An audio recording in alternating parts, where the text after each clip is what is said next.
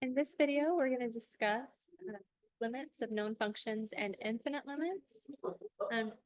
This is actually in a different order than I originally planned, but it's based on what we had talked about with these functions that are continuous on their domains.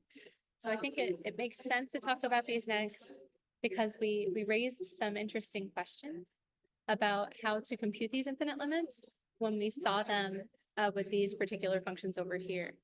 So let's review what we talked about in that limits of continuous or limits of known functions video. We said that functions that are continuous on their domains include pretty much all of the functions that you've studied in your pre-calculus class. The exception may be the greatest integer function or related functions like that. We know that polynomials are continuous on their domains. Now, they usually have a function or a form that looks like this, some a times x to the n plus b times x to the n minus 1, and so on, until eventually you have some constant at the very end. Those exponents are positive integers, and the coefficients are just real numbers. And then we've got a function y that has that form. It's a sum or a difference of a number of terms that have that form of a constant times x to some power, where the power is a positive integer. With the exception of just the constant term. You can think of that as being multiplied by x to the 0. All of those functions, are going to have a tendency to look like this. Now you're going to have hills and valleys depending on the power of n and the number of terms involved. These are nice and continuous. For any value c on the domain, which is in the domain here is all real numbers, you can plug in any x value and you get a number out. The limiting value for that polynomial function is always just f of c, if y is equal to f of x. So you just plug in x equals c to that function and you get the right thing. And the reason is because those functions are continuous on their domain. You can graph the whole thing without picking up your pencil. So just plug in the number and that gives you the right answer. The same thing is true for rational functions. Now, remember, with a rational function, you're talking about a polynomial divided by a polynomial. Now, here's where you have to be careful. And this is sort of our segue into this idea of infinite limits. If you have a polynomial divided by a polynomial, you're going to have problems anytime the denominator is 0. So what that leads to is vertical asymptotes. Anytime that function or that denominator is equal to 0 and the numerator is non-zero, you're going to have a vertical asymptote. That's where a point, an x value, where that function is undefined. Now, with the various branches, you could have lots of different behavior. It might look something like this, and something like this, and something like this. Each of these pieces we call a branch of our rational function. But these x values, let's say this is x equals c sub 1 and this is x equals c sub 2, these correspond to zeros of the denominator that are not also zeros of the numerator.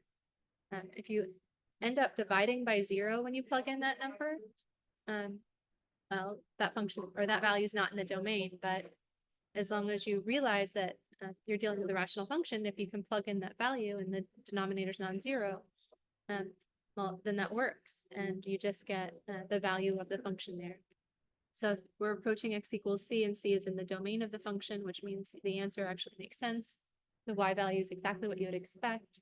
It's the numerator evaluated at x equals c divided by the denominator at x equals c, which is actually just another example of this, where f and g are polynomial functions. Let's get f of c divided by g of c, and of course we're assuming that g of c is non-zero.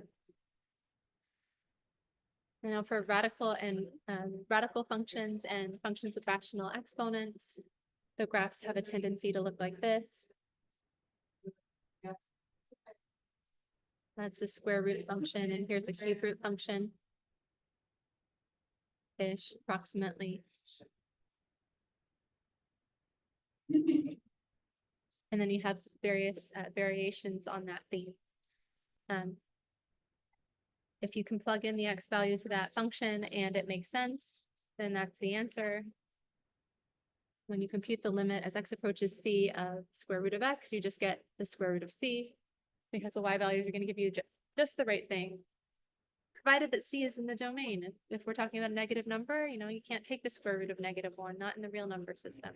So we would not just use our limits of composite functions theorem to evaluate that in that case.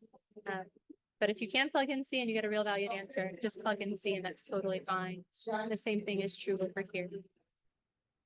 And the same is true with this one.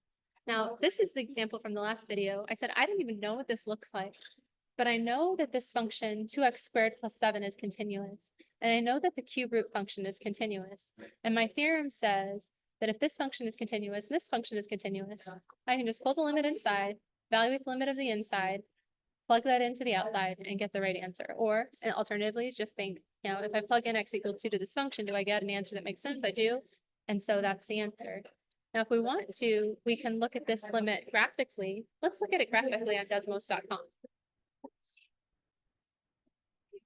Okay, so here is our example. We said that f of g of x, where the outside function is the cube root function, and the inside function is 2x squared plus 7.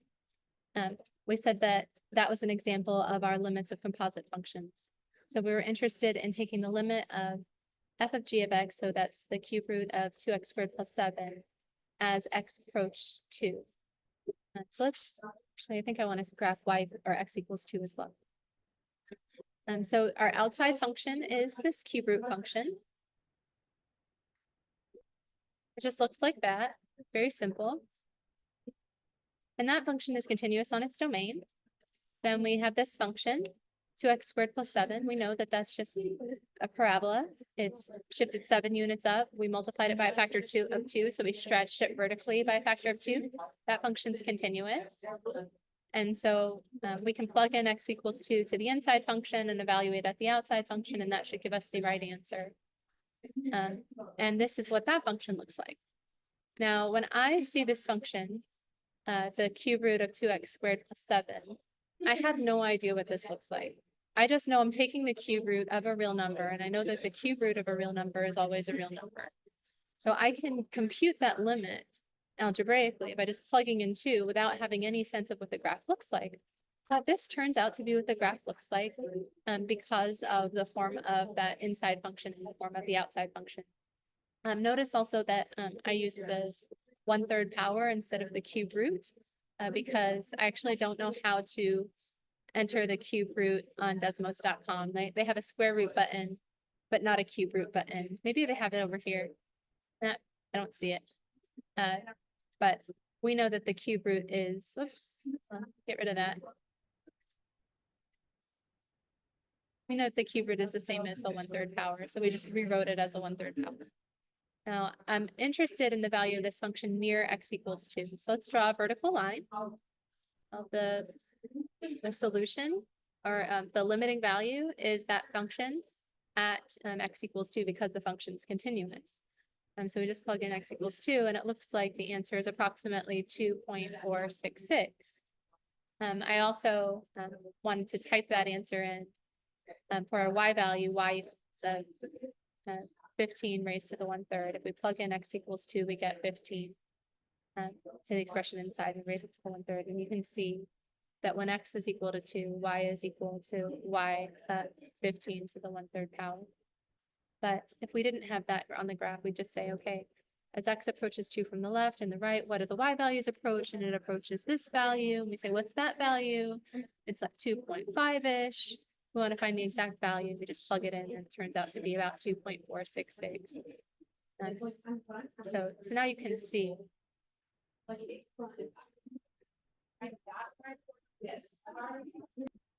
again, I don't actually have to know what the graph looks like to know what the answer is. We just plug in x equals 2. So functions with rational exponents and radical functions, which are just the same thing. Just remember, this is x to the 1/3, and this is x to the 1/2. Those are just continuous on their domains. If you can put in a number that makes sense, that gives you a real value, then you're good to go. Now, if you're just needing a review of that, just a quick review. The x value raised to the m divided by n is the mth root of x to the nth power. So this number in the base, excuse me, or not the base, this number in the denominator of our exponent is the index of the radical, and this numerator goes on the inside. So with x to the 2/3, that would be the cube root of x squared. So I've got a 3 there, that becomes the index of the root, the 2 there becomes that power of x.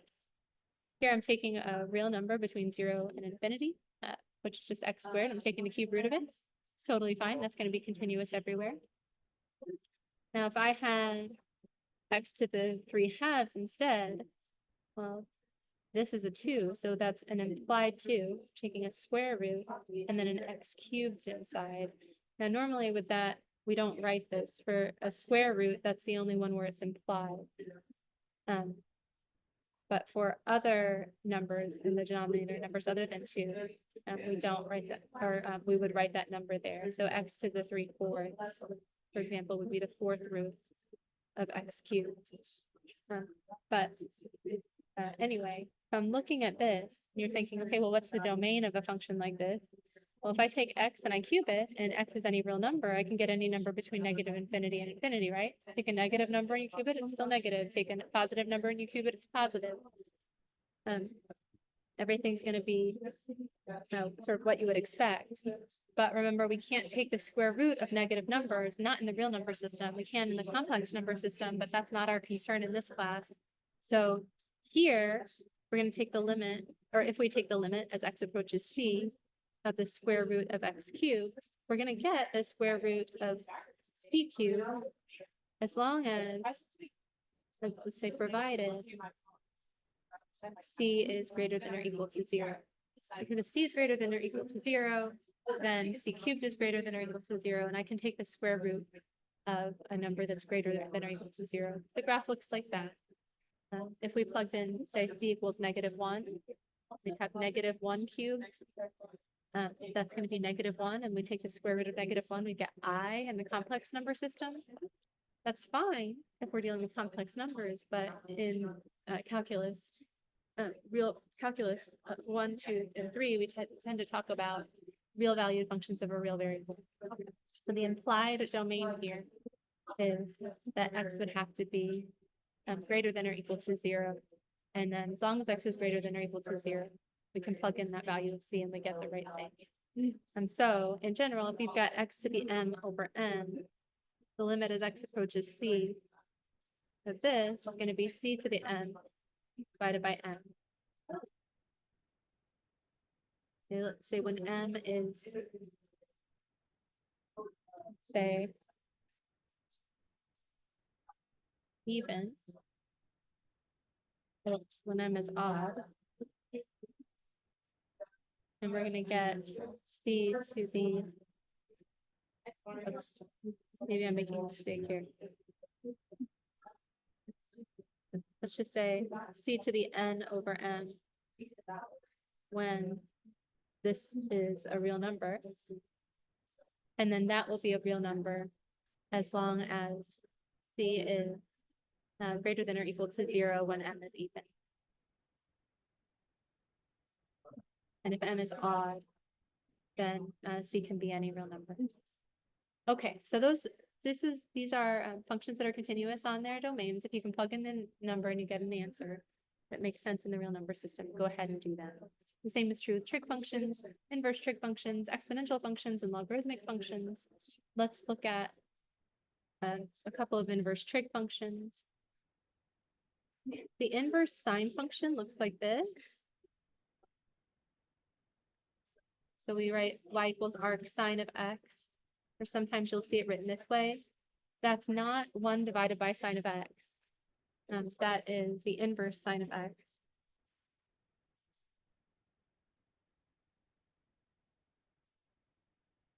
That's well defined on the interval from -1 to 1 and has this graph. If you're unsure how to graph it, you really just sort of turn your paper sideways and start graphing the sine function. So you just keep going like this. You're graphing the sine function on the y-axis. But we restrict ourselves to the interval from -pi to pi, or excuse me, -pi over 2 to pi over 2 to make sure that the resulting function is 1 to 1. That way we can take the inverse. if I kept going like this, we would see that we don't have a function. And that would be the graph of x equals sine of y. It's going to have that shape.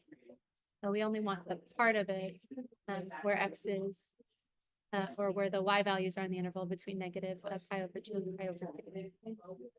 I'm sorry, this is like, there's a lot to review here. But my point is, when you plug in a particular value of c, as long as c is on the domain of that function, you can plug in c, and that's going to give you the right answer. Now remember that the domain of this inverse sine function is negative 1 to 1, because the range of the sine function is negative 1 to 1. And the same is true for the inverse cosine function.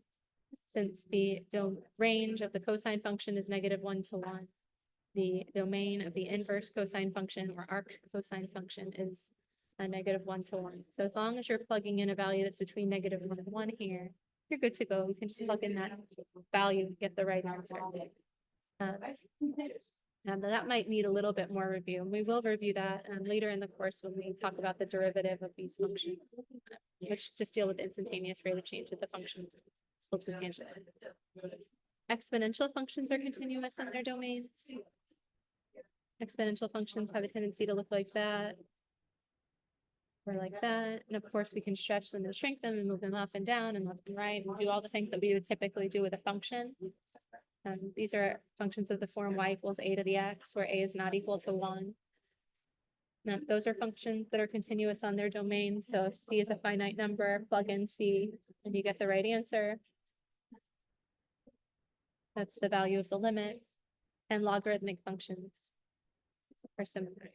Log functions look like this. You can plug in the number and get an answer. That makes sense. You're good to go. And remember, your logarithmic functions are well defined as long as what's inside is strictly greater than 0. So we know that for our continuous functions. Now, this or some of these graphs raise some questions, like this graph right here, and then the graph of the tangent function, which is why I wanted to talk about infinite limits. We have y equals the tangent of x. The graph looks like this. Y equals the tangent of x is equal to the sine of x divided by the cosine of x. We're going to have problems whenever the cosine of x is equal to 0. It turns out it's when the cosine of x is equal to 0 and the sine of x is not equal to 0. So if we look at the sine function, which looks like this, and the cosine function, which looks like this,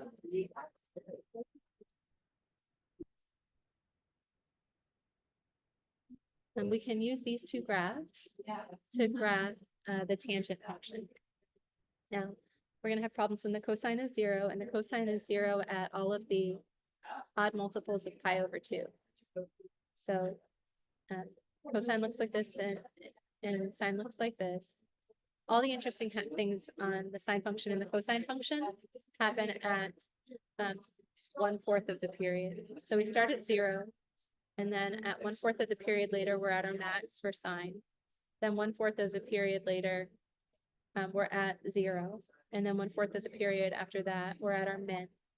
And then 1/4 of the period after that, we're back at 0. So it's 0, max, 0, min, 0 for a sine function. And of course, that repeats forever in both directions. The same is true for the cosine function, except rather than starting at 0, going to the max, we actually start at the max. We have 0, or excuse me, the max, 0, min, 0, max. And then that repeats over and over again. And all of these interesting things happen at 1/4 of the period, which is 0, pi over 2, pi, 3 pi over 2, and 2 pi.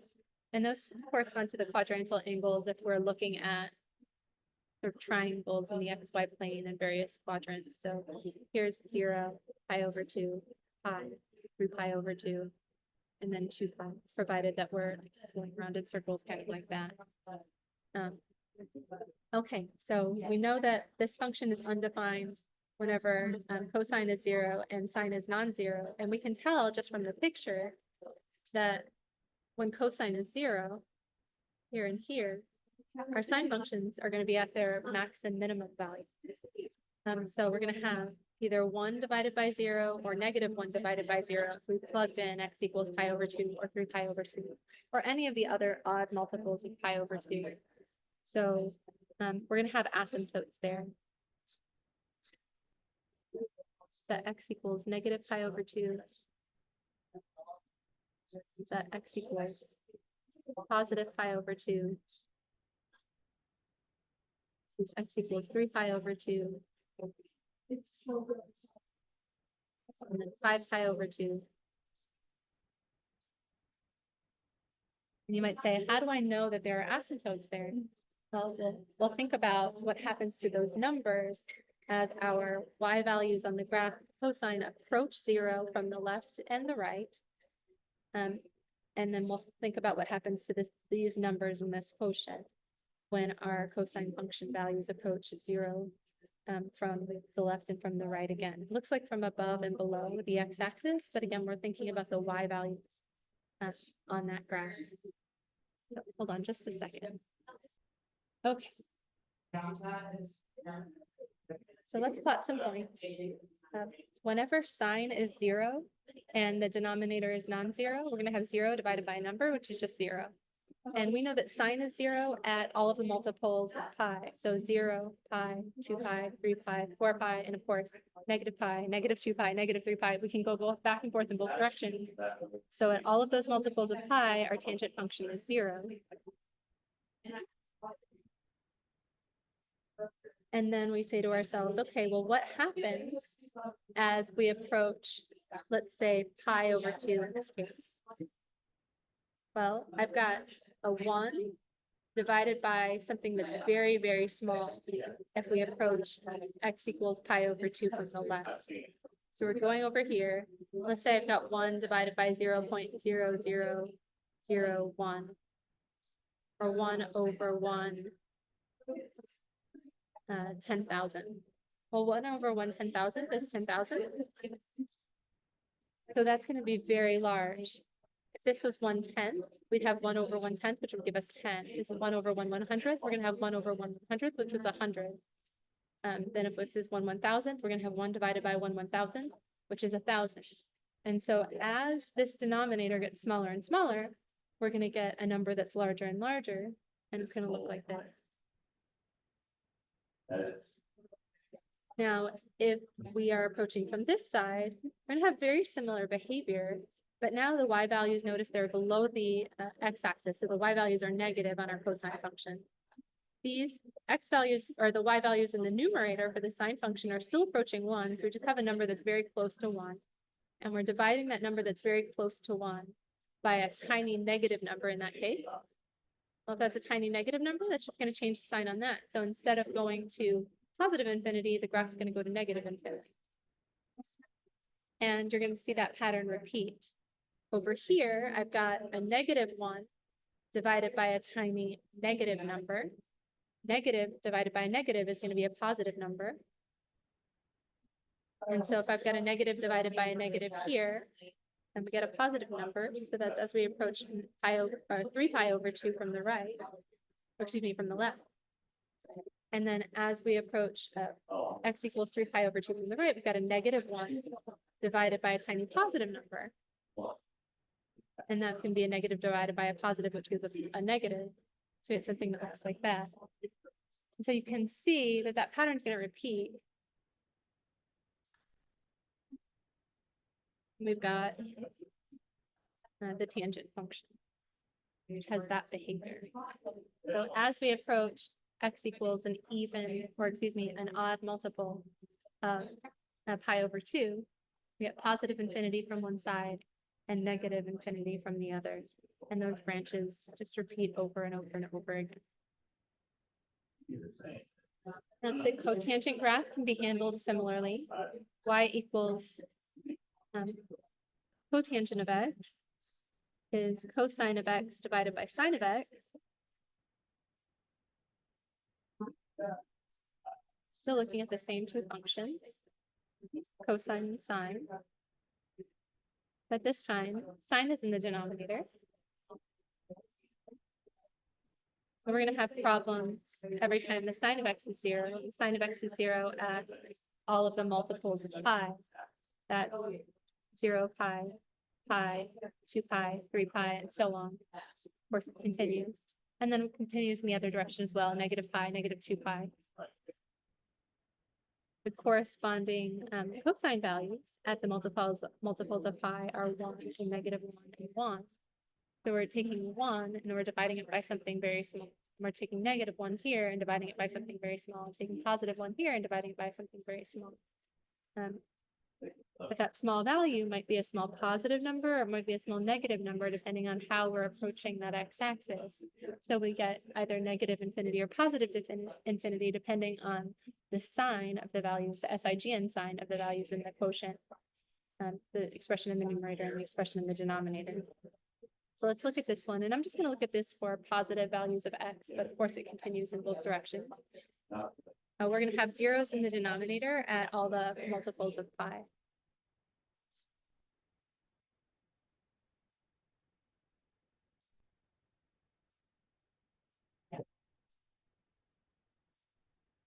And we get zeros, 0 divided by a non-zero number at pi over 2 and 3 pi over 2. So 0 divided by 1, which is 0 here at pi over 2. And then 0 divided by negative 1, which is 0 at 3 pi over 2. And of course, the pattern continues.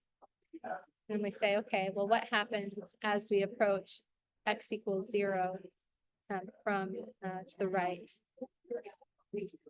As x approaches 0 from the right, the sign values are tiny positive numbers. So I've got 1 divided by a tiny positive number, which is going to be a large positive number. So 1 divided by 1 millionth again would be a million. And as we get closer and closer to 0, the function goes to positive infinity. Now, as we approach pi, our cosine value at pi is negative 1.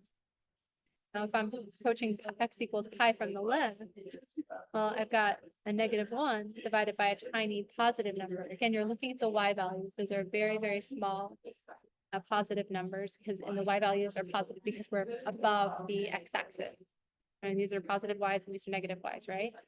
So I've got negative 1 divided by a tiny positive number is a large negative number because we have a negative divided by a positive, which is negative. So we can get that to the left of pi.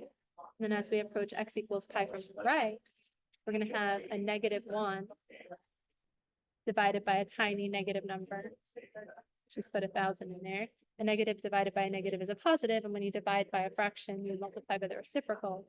So you would get, say, 1,000 if you plugged in negative 1/1000, or negative 1/1000 was the value of the sign of x at that particular value of x. So we get something that's approaching positive infinity as we approach pi from the right. And then as we approach 2 pi, we've got a positive number here divided by a tiny negative number. Oops, positive there, and then a tiny negative number there. Positive divided by a negative is negative. So the graph looks like that. And this repeats. And it repeats on either side of the y-axis. I didn't really draw that very symmetrically, but you get the idea.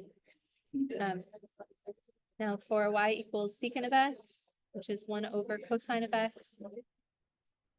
It's handled very similarly. I like to draw the cosine function to help me visualize this.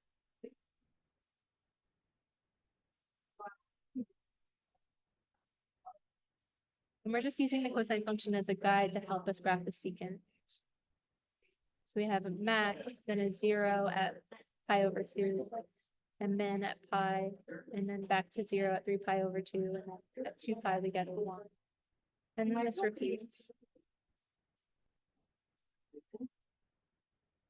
course, we're going to have 1 divided by 0 whenever x is an odd multiple of pi over 2. So we're going to have asymptotes there. And we know that we have asymptotes there because when we do the arithmetic, it's clear that as the denominator, if the denominator is a very tiny positive or negative number, we get 1 divided by that tiny positive or negative number, which becomes a large positive number if the number in the denominator is positive, and a large negative number if the number in the denominator is negative.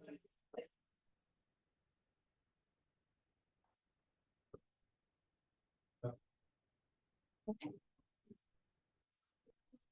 This is pi over 2, 3 pi over 2, 5 pi over 2, 7 pi over 2, and so on. When the cosine values are tiny and positive, like they are right here, 1 divided by a large positive number is a large, or a small positive number is a large positive number. Here, cosine is -1. 1 divided by -1 is -1. And then as we approach pi over 2, the cosine values are tiny negative numbers. 1 divided by a tiny negative number is a large negative number. And here we've got, again, 1 divided by a tiny negative number, which is a large negative number. Then at 2 pi, our cosine value is 1 again.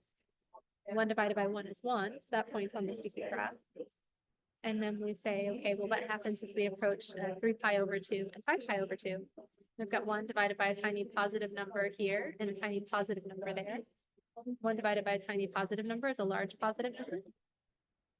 And that pattern continues, so we get these kind of U shapes. And that's the secant graph. So we have infinite limits here as x approaches the odd multiples of pi over 2. Now, the way we would write that is, let's say the limit in this case is x approaches 0 of cotangent of x. It's actually not well defined as you approach x equals 0. But if we approach 0 from the right, the y values go to positive infinity. And the limit as x approaches 0 from the left of cotangent of x is equal to, we write that it's equal to negative infinity. It's a limit that does not exist in a very particular way. So we have this notation that tells us the function grows without bounds to the left and right of 0. If I'm asked about the limit as x approaches 0 in general, cotangent of x, I would just write does not exist. You might be tempted to write equals DNE, but that doesn't actually make any sense. We don't want to say it equals does not exist. We want to say that the limit does not exist. And this, we handle this notation the same way. So if I have the limit as x approaches 3 pi over 2 of secant of x, well, it depends which side we're approaching from. If we approach from the left, we get negative infinity. If we approach from the right, we get positive infinity. Let's say the limit from the left is negative infinity.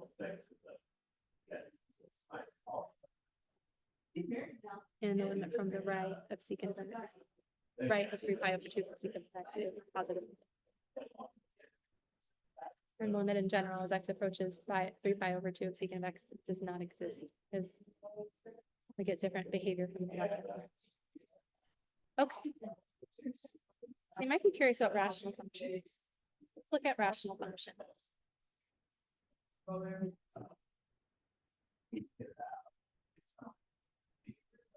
I'm taking the limit as x approaches 2 x minus 2 times x plus 3 divided by x minus 2 times x minus 5. Well, we know that because these factors reduce, the limit of this function is equal to the limit of this function.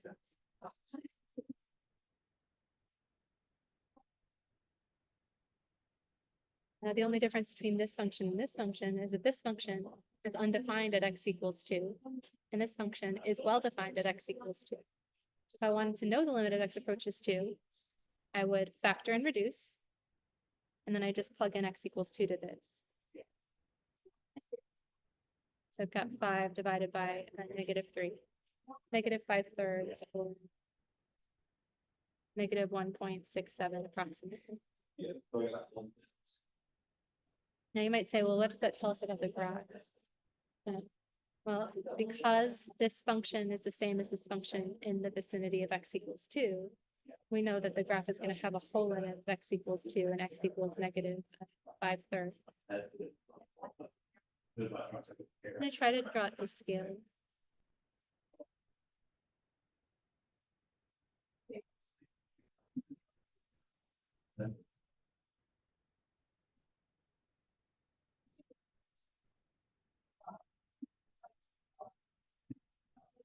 Have that.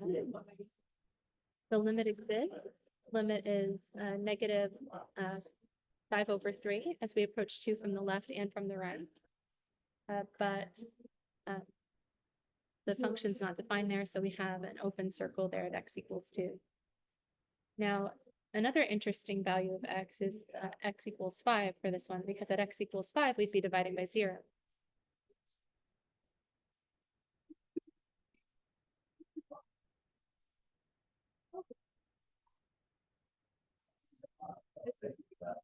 These still reduce.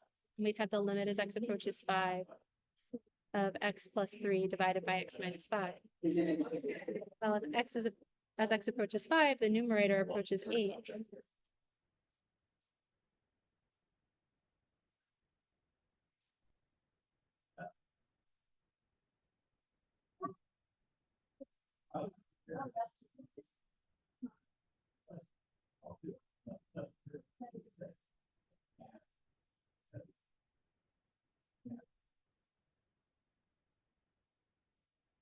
So we've got a non-zero number divided by a 0. Anytime you have a non-zero number divided by 0, you're going to get an infinite limit.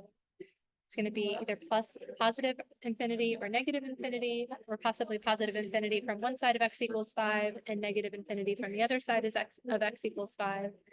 But it really depends on the sign of this term and this term, the SIGN sign. I said term, but I should say factor in the numerator and the denominator. Since this is positive 8, as x approaches 5, this expression is approaching positive 8, and we know that this is approaching 0, but our limit laws tell us we can't just plug in x equals 5, because then we'd have 8 divided by 0, which doesn't make any sense. We actually have to think about the behavior of this function as x gets very, very close to 5 from the left and from the right. Now, since x minus 5 is raised to the first power, we only have one factor of x minus 5 in that denominator. We're going to have different behavior to the left and right of x equals 5. So this limit does not exist. And to figure out what happens to the left and right of 5, we need to think about x minus 5 approaching 0 from the left and approaching 0 from the right. So the limit as x approaches 5 from the left, x minus 5. So let's say I'm just to the left of 5, so I'm plugging in 4.999, let's say. I'm going to get a number that's approaching 0. 4.999 minus 5 is negative 0.001.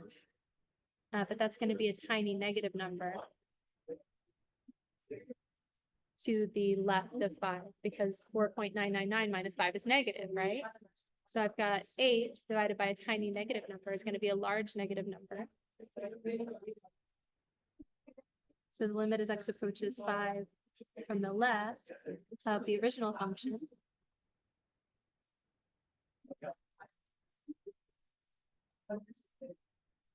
is positive divided by a tiny negative, which gives us a large negative number. So our limit's going to be negative infinity.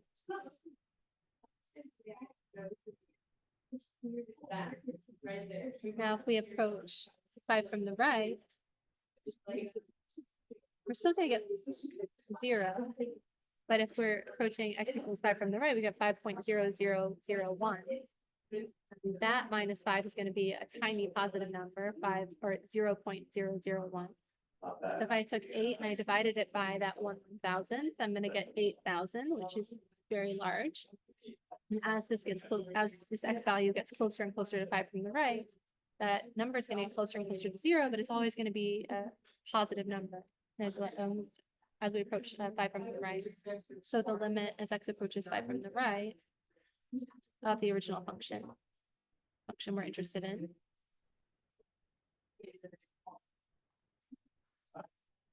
is positive infinity.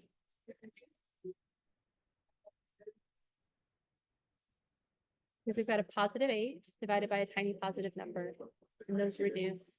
So we have positive divided by a positive, which is positive. So we're gonna have something that looks like that. Now, we're gonna talk about this in a different video.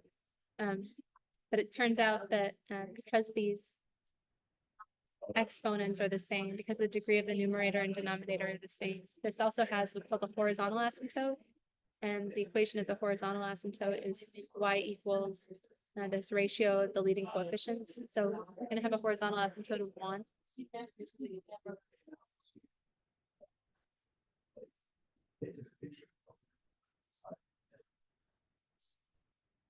As x goes positive infinity, we're going to have a function approaching this line. As x goes to negative infinity, we'll have the function approaching that. I guess we have to talk about that in a different thing.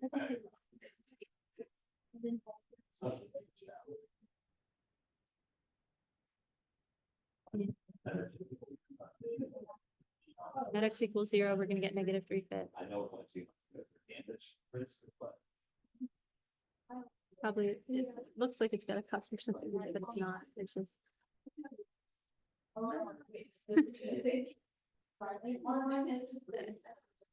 yeah, this little divot thing is not accurate, but this part is fine. -2, -5/3 is fine. But the fact that it's sort of like curving, it has like it's concave down in both directions, like that's probably inaccurate. Okay. So we end up with a graph that looks roughly like this. That asymptote comes from the fact that we've got a non-zero number divided by 0. And we've got different behavior to the left and right. 5 in this case, the x value that causes the denominator to be 0. And the way we figure out whether it goes to positive or negative infinity is we look at the signs of the corresponding factors. As for the horizontal asymptote, we'll talk about that in another video.